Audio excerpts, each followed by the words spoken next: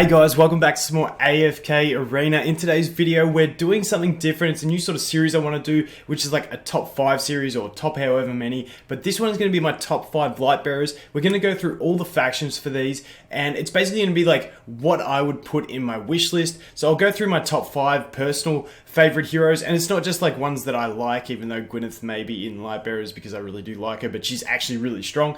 But it's going to be like the top 5 just well-rounded heroes that I think are good to get on any account and will help with your progression the most. Let me know if you do like this type of series. I always find these types of things fun to watch, so I hope you guys do enjoy it. But without any more, let's get into the video.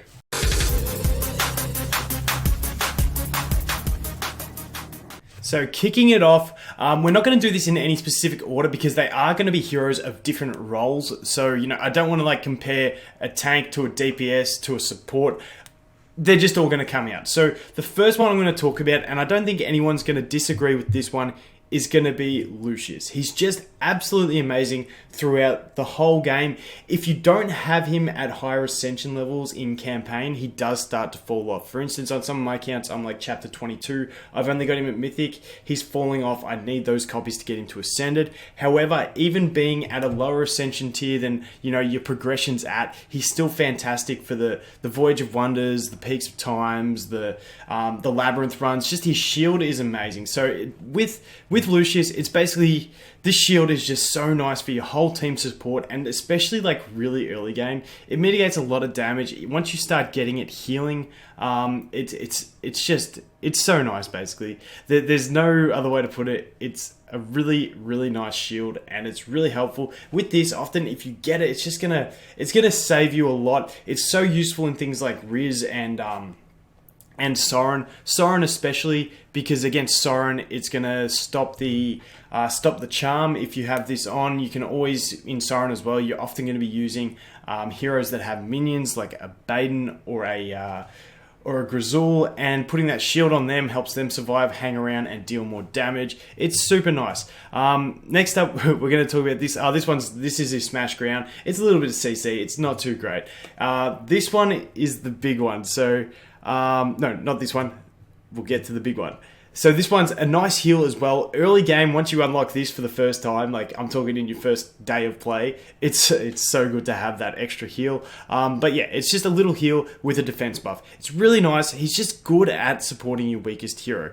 Then this skill here, it basically puts up a shield, makes him an absolute beast of a tank, take little damage. The one problem with Lucius used to be that he'd put this shield up and start reducing damage that he takes, and he'd have a full energy bar, and basically you'd want him to use his ultimate, but he couldn't. But they patched that in. Now he can do it, so he'll cancel this to use his ultimate and put a shield up, and it's just absolutely perfect. He's all round just he's not just a tank. He's like a great tank when he, you know, puts his shield up, mitigates that damage. But he's also got the great healing, the defense buff for your lowest HP ally, and the amazing shield support. Just one of the best tanks, in my opinion, in the whole game. So he definitely falls into the top 5 Lightbearer heroes.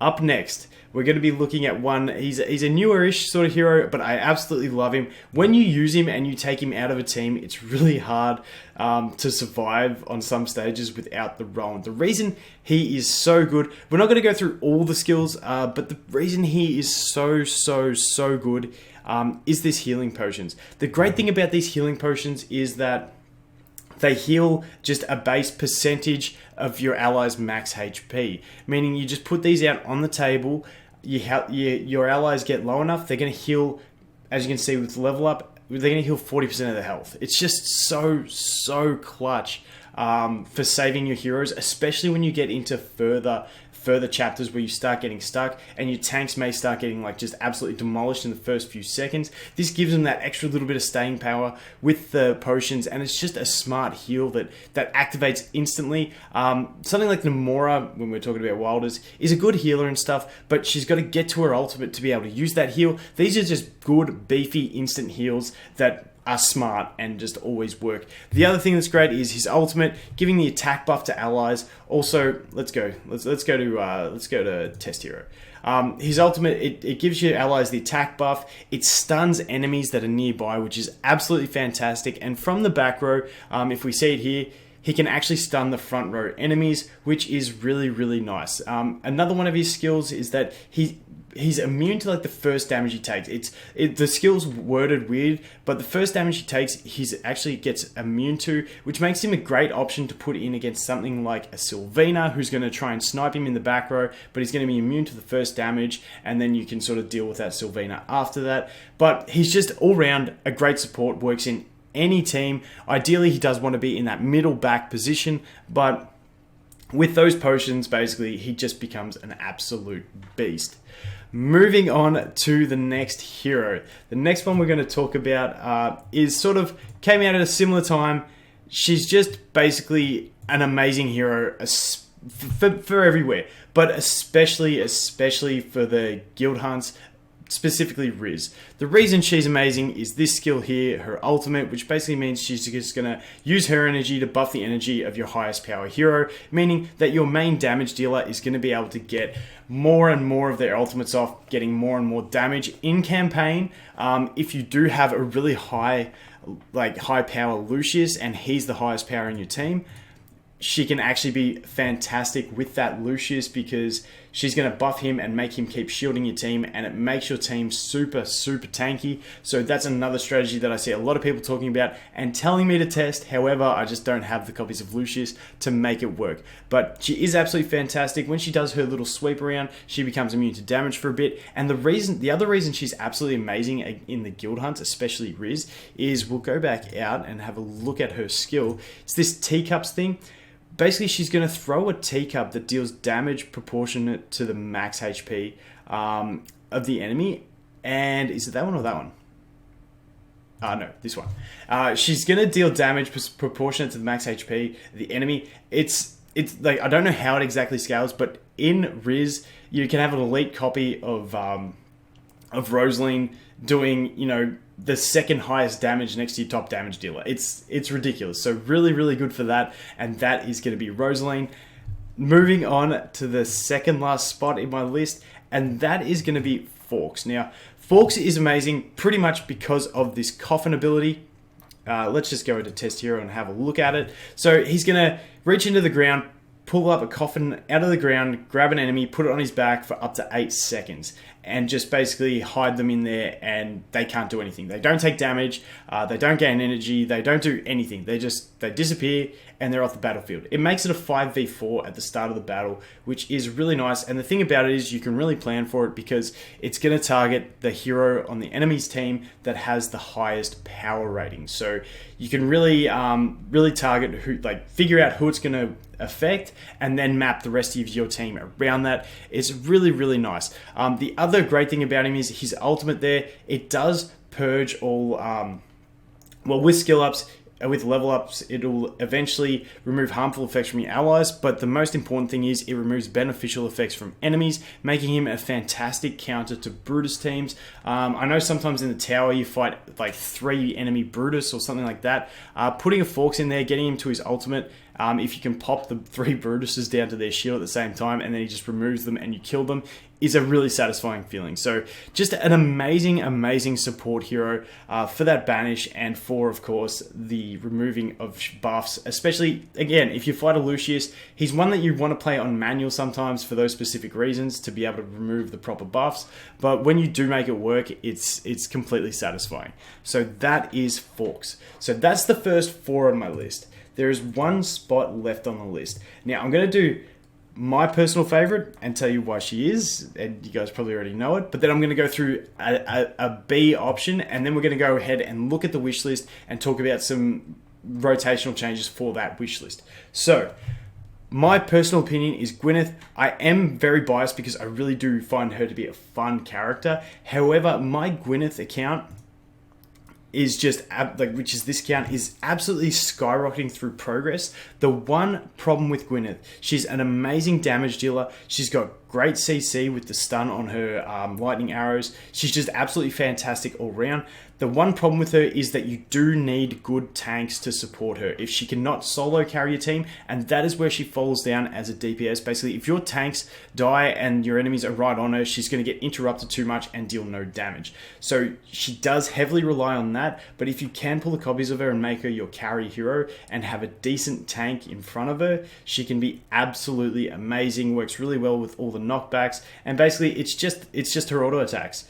You proc lightning and fire on the same arrows. With level ups, those fire arrows are going to also reduce the healing the enemies receive. The lightning procs are going to, as you can see here, stun the enemies briefly. It's only a very brief stun, but it is enough to interrupt a bunch of abilities, stop things like Arden using his roots and all that sort of stuff. It's absolutely fantastic, but like I said, she is going to require a really good tank. So that's where some people might avoid her and think she's not as good, but from my personal experience, I find her to be one of the best damage dealers in the game at my stage. I'm not completely end game, so this is obviously subject to change as we get further in the game, test more things, but she would be the last one on my list.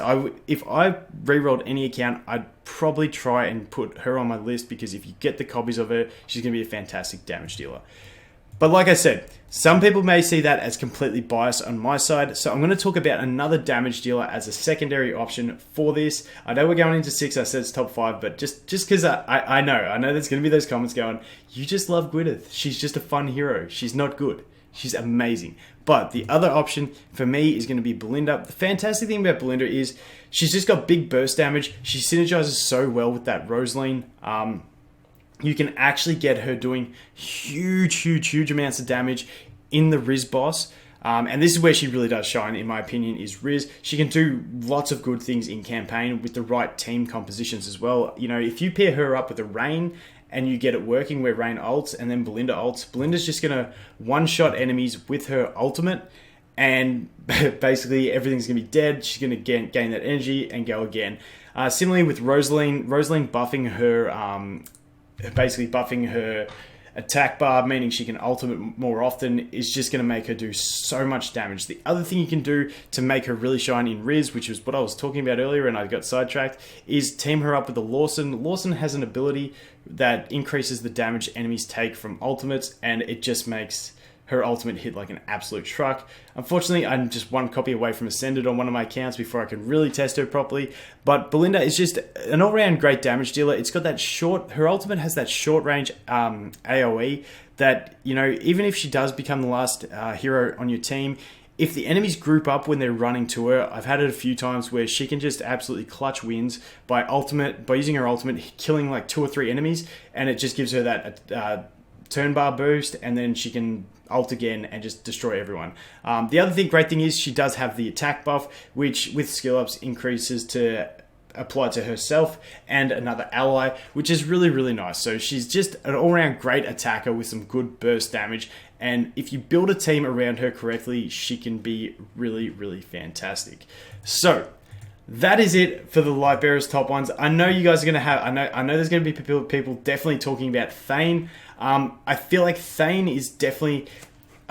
from what I know with Thane, he's more of a mid-game type specialist. I'm waiting to see. Now, keep in mind, all this is obviously subject to my experiences in the game, and heroes I haven't built and fully tested are going to be not in there yet. So, you know, Thane, maybe. He can be really annoying, but just not in there yet for me. But, you know, we are where we are. This is my list. Leave me alone. So when we look at the wish list, what I think a normal wish list would look like for just across the board everyone, I feel like Rowan and Lucius, no doubt. Rosaline's always going to be a fantastic option. She's just great to have in your team. Then, like I said, like Forks is just a great one to pull anytime. He can help out. You can sub him out of your team and then get to that stage where you just need him, and he's fantastic. If you fight enemy Forks that are really hard to interrupt with Athalia and Nara, if the Forks on the enemy team does have the highest power, then your Forks is going to be able to banish them. So he's super nice. And then that last spot, it would be between Belinda and Gwyneth. Now, if you were going for a Gwyneth carry, I'd put Hendrik in there too. But for this instance, something like this is just going to be a really, really solid Lightbearer's wishlist lineup for anyone that's new to the game, not too sure what they're doing. Just really, really solid. Those are just the good cookie cutter heroes. And if you're new, Belinda's also a great option because you do get a free Elite Plus copy of her, and you do get another copy of her throughout the campaign for clearing one of the chapters. So that's really, really, if you're new to the game, looking for a basic idea of where to put your Lightbearers in the wish list, that's what I'd go with. So let me know your comments below. I love these videos because I love checking the comments out because I know there's going to be a good debate down there. But yeah, don't hurt my Gwyneth. She's good. But that is going to be it for this video, guys. Let me know any predictions you guys have for the other factions, because like I said, if you do enjoy this video, we will go ahead and do the other factions. Let me know what you think. But thanks for watching, and I'll look forward to seeing you in the next one. Cheers.